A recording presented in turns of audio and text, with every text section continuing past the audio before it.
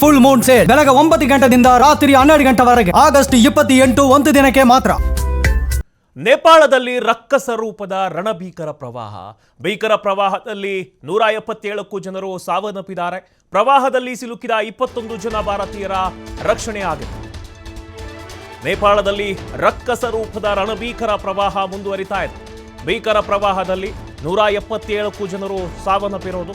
ಪ್ರವಾಹದಲ್ಲಿ ಸಿಲುಕಿದ 21 ಜನ ಭಾರತೀಯರ ರಕ್ಷಣೆಯನ್ನ ಮಾಡಲಾಗಿದೆ. ಭೀಕರ ಪ್ರವಾಹದಲ್ಲಿ ಸಿಲುಕಿ ಹಲವು ಜನರು ಪರದಾಟವನ್ನು ಪಟ್ಟಿದ್ದಾರೆ. ನೇಪಾಳದಲ್ಲಿ ರಕ್ಷಣಾ ಕಾರ್ಯಾಚರಣೆ ಮತ್ತಷ್ಟು ಚುರುಕಾಗಿದೆ.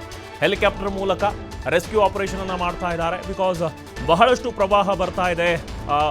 ಎಟ್ ಎ ಟೈಮ್ ಒಂಥರ ಮೇಘಸ್ಫೋಟ ಆದ ಥರ ಆಗಿ ಬಹಳಷ್ಟು ಪ್ರವಾಹದ ರೀತಿಯ ವಾತಾವರಣ ಸೃಷ್ಟಿಯಾಗಿರೋದು. ಹೆಲಿಕಾಪ್ಟರ್ ಮೂಲಕ ರೆಸ್ಕ್ಯೂ ಆಪರೇಷನ್ ಅನ್ನ ಮಾಡ್ತಾ ಇದ್ದಾರೆ. ಇನ್ನು ಪ್ರವಾಹ ಪೀಡಿತ ಪ್ರದೇಶಗಳಲ್ಲಿ ಸಿಲುಕಿದವರನ್ನ ರಕ್ಷಣೆಯನ್ನ ಮಾಡ್ತಾ ಇದ್ದಾರೆ. ಇನ್ನು ನೇಪಾಳದಲ್ಲಿ ಬೆಂಗಳೂರು ಮೂಲದ ವ್ಯಕ್ತಿ ನಾಪತ್ತೆಯಾಗಿದ್ದಾರೆ. ಪ್ರವಾಹದಲ್ಲಿ ಇಂಜಿನಿಯರ್ ರಾಕೇಶ್ ನಾಯಕ್ ನಾಪತ್ತೆಯಾಗಿರೋದು. ಬೆಂಗಳೂರಿನ ಎಲೆಕ್ಟ್ರಾನಿಕ್ ಸಿಟಿ ನಿವಾಸಿ ಇವರು. ನಿನ್ನೆ ಬೆಳಗ್ಗೆ ಫೋನನ್ನು ಮಾಡಿರ್ತಾರೆ. ಬಟ್ ಈಶಾ ಫೌಂಡೇಶನ್ ತಂಡದಲ್ಲಿದ್ದ ರಾಕೇಶ್ ಅವರು ಆಸ್ಟ್ರೇಲಿಯಾದಿಂದ ದೆಹಲಿಗೆ ಬಂದು ಕಠ್ಮಂಡುಗೆ ಅವರು ತೆರಳಿರ್ತಾರೆ. ಕಠ್ಮಂಡುವಿಗೆ ಹೋಗ್ತೇನಂತ ರಾಕೇಶ್ ಹೇಳಿರ್ತಾರೆ. ರಾಕೇಶ್ ಸಂಬಂಧಿಕರು ಮತ್ತು ಸ್ನೇಹಿತರಲ್ಲಿ ಆತಂಕ ಹೆಚ್ಚಿದೆ. ಬಿಕಾಸ್ ಈ ರೀತಿ ಒಮ್ಮುಕ್ಲೆ ಪ್ರವಾಹ ರೀತಿ ಸೃಷ್ಟಿಯಾಗಿ ಬಹಳಷ್ಟು ಜನ ಸಾವನ್ನಪ್ಪಿದ್ದಾರೆ. ಇನ್ನು ಬೆಂಗಳೂರಿನ ನಿವಾಸಿಯವರು ಕೂಡ ಅಲ್ಲಿ ಹೋಗಿರೋದು. ಕಠ್ಮಂಡುವಿಗೆ ಹೋಗ್ತೀನಿ ಅಂತ ಹೇಳಿದರು. ಬಟ್ ಇಲ್ಲಿವರೆಗೂ ಯಾವುದೇ ಸಂಪರ್ಕ ಸಾಧ್ಯ ಆಗ್ತಾ ಇಲ್ಲ. ಈಶಾ ಫೌಂಡೇಶನ್ ತಂಡದಲ್ಲಿ ರಾಕೇಶ್ ಅವರು ಇದ್ರು. ಆಸ್ಟ್ರೇಲಿಯಾದಿಂದ ದೆಹಲಿಗೆ ಬಂದು ಅಲ್ಲಿಂದ ಕಠ್ಮಂಡುವಿಗೆ ತೆರಳಿದ್ರು. ಕಠ್ಮಂಡು ಅಂದರೆ ನೇಪಾಳದ ಪ್ರದೇಶ. ಇಲ್ಲಿ ಹೋಗ್ತೇನೋ ಅಂತ ರಾಕೇಶ್ ಅವರು ಹೇಳಿದರು. ಇದೀಗ ರಾಕೇಶ್ ಸಂಬಂಧಿಕರು ಮತ್ತು ಸ್ನೇಹಿತರಲ್ಲಿ ಆತಂಕ ಹೆಚ್ಚಿದೆ. ಯಾರಿಗಾದರೂ ಆತಂಕ ಆಗುತ್ತೆ. ಈ ರೀತಿ ಒಂದು ಕಡೆ ಪ್ರವಾಹ ಬರ್ತಾ ಇದೆ, ಸಾವು ನೋವಿನ ಸಂಗತಿಗಳನ್ನು ಕೇಳ್ತಿದ್ದಾರೆ ಅವ್ರ ಮನೆಯವರು. ಈ ಕಡೆ ಅವರ ಮನೆಯನ್ನು ಕೂಡ ಇಲ್ಲದೇ ಇರೋದು ಬಹಳಷ್ಟು ಆತಂಕ ವ್ಯಕ್ತವಾಗ್ತಾ ಇದೆ.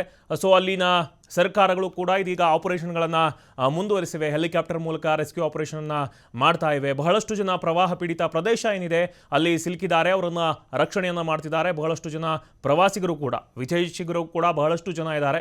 ಅವರನ್ನು ಕೂಡ ರಕ್ಷಣೆ ಮಾಡುವಂತಹ ಕೆಲಸವನ್ನು ಮಾಡಲಾಗ್ತಾ ಇದೆ. ಇವತ್ತು ಕೂಡ ನಮ್ಮ ರಾಜ್ಯ ಸರ್ಕಾರದವರು ಅದರ ವಿಚಾರವಾಗಿಯೂ ಕೂಡ ಹೇಳಿದ್ದಾರೆ. ನಾವು ಕೂಡ ಬೆಂಬಲವನ್ನು ನೀಡ್ತಿದ್ದೇವೆ, ಆಪರೇಷನ್ಗೆ ಕರೆತರುವಂತಹ ಕೆಲಸವನ್ನು ಕೂಡ ಮಾಡ್ತೇವೆ ಅಂತ ಹೇಳಿದ್ದಾರೆ. ಈ ನೇಪಾಳದಲ್ಲಿ ಆಗಿರುವಂತಹ ಈ ರಣಭೀಕರ ಪ್ರವಾಹ ಏನಿದೆ ಬಹಳಷ್ಟು ಸಾವು ನೋವಿಗೆ ಕಾರಣ ಆಗಿದೆ. ಆಲ್ರೆಡಿ ಅಂಕಿಅಂಶಗಳ ಪ್ರಕಾರ ನೋಡೋದಾದರೆ ಬರೀ 177 ಅಂತ ಇದೆ. ಬಟ್ ಅಲ್ಲಿ ಬಹಳಷ್ಟು ಜನ ಸಾವನ್ನಪ್ಪಿರೋ ಸಂಖ್ಯೆ ಕೂಡ ವ್ಯಕ್ತವಾಗ್ತಾ ಇದೆ. ಪ್ರವಾಹದಲ್ಲಿ ಸಿಲುಕಿದಂತಹ 21 ಜನ ಭಾರತೀಯರ ರಕ್ಷಣೆಯನ್ನು ಸದ್ಯಕ್ಕೆ ಮಾಡಲಾಗಿದೆ. ಭೀಕರ ಪ್ರವಾಹದಲ್ಲಿ ಸಿಲುಕಿ ಹಲವು ಜನರು ಪರದಾಟವನ್ನು ಪಡ್ತಾ ಇದ್ದಾರೆ. ನೀರಿಲ್ಲ, ಗಾಳಿ ಇಲ್ಲ, ಒಂಥರ ರಕ್ಕಸ ರೂಪದ ಪ್ರವಾಹಕ್ಕೆ ಸಿಲುಕಿ ಎಲ್ಲೆಲ್ಲಿ ತೇಲಿ ಹೋಗಿರ್ತಾರೆ, ಎಲ್ಲಿ ಸತ್ತಿರ್ತಾರೆ, ಮೃತದೇಹಗಳು ಎಲ್ಲಿ ತೇಲಿ ಹೋಗಿರ್ತವೆ ಅನ್ನೋದು ಕೂಡ ಇನ್ನೂ ಕೂಡ ಗೊತ್ತಾಗ್ತಾ ಇಲ್ಲ. ನೇಪಾಳದ ಸರ್ಕಾರ ಬಹಳಷ್ಟು ಕಾರ್ಯಾಚರಣೆಯನ್ನು ಮಾಡ್ತಾ ಇದೆ. ಹೆಲಿಕಾಪ್ಟರ್ ಮೂಲಕ ಎಲ್ಲೆಲ್ಲಿ ಯಾರಾದರೂ ಮೃತದೇಹ ಸಿಗುತ್ತಾ, ಯಾರಾದರೂ ಇದ್ದಾರಾ, ಅವರನ್ನು ಜೀವವನ್ನು ಉಳಿಸುವಂತಹ ಕೆಲಸವನ್ನು ಕೂಡ ಹೆಲಿಕಾಪ್ಟರ್ ಮೂಲಕ ರೆಸ್ಕ್ಯೂ ಆಪರೇಷನನ್ನು ನೇಪಾಳ ಸರ್ಕಾರ ಮಾಡ್ತಾ ಇದೆ.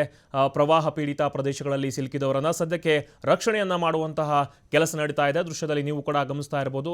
ರಕ್ಷಣಾ ಕಾರ್ಯಾಚರಣೆಯನ್ನು ರಕ್ಷಣಾ ತಂಡದವರು ಮಾಡ್ತಾ ಇದ್ದಾರೆ. ಭೀಕರ ಮೇಘಸ್ಫೋಟ ಇದು, ಕ್ಲೌಡ್ ಬಸ್ಟ್ ಅಂತ ಹೇಳ್ತೀವಿ.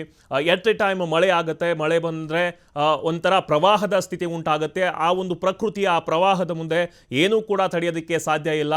ಮಾನವನು ಆ ಪ್ರಕೃತಿಯ ಪ್ರವಾಹದ ಮುಂದೆ ತಡೆಯೋದಕ್ಕೆ ಸಾಧ್ಯ ಇಲ್ಲ. ಆ ರೀತಿ ಮೇಘಸ್ಫೋಟ ಆಗಿ ಈ ಒಂದು ಪ್ರವಾಹದ ರೀತಿ ಸೃಷ್ಟಿಯಾಗಿರೋದು ನೇಪಾಳದಲ್ಲಿ. ಬಹಳಷ್ಟು ಜನ ಇದರಲ್ಲಿ ಸಿಲುಕಿಕೊಂಡು ಪರದಾಟವನ್ನು ಪಡ್ತಾ ಇದ್ದಾರೆ. ಸದ್ಯಕ್ಕೆ ನೇಪಾಳದ ಸರ್ಕಾರ ಏನಿದೆ ಹೆಲಿಕಾಪ್ಟರ್ ಮೂಲಕ ರೆಸ್ಕ್ಯೂ ಆಪರೇಷನ್ ಅನ್ನು ಮಾಡ್ತಾ ಇರೋದು.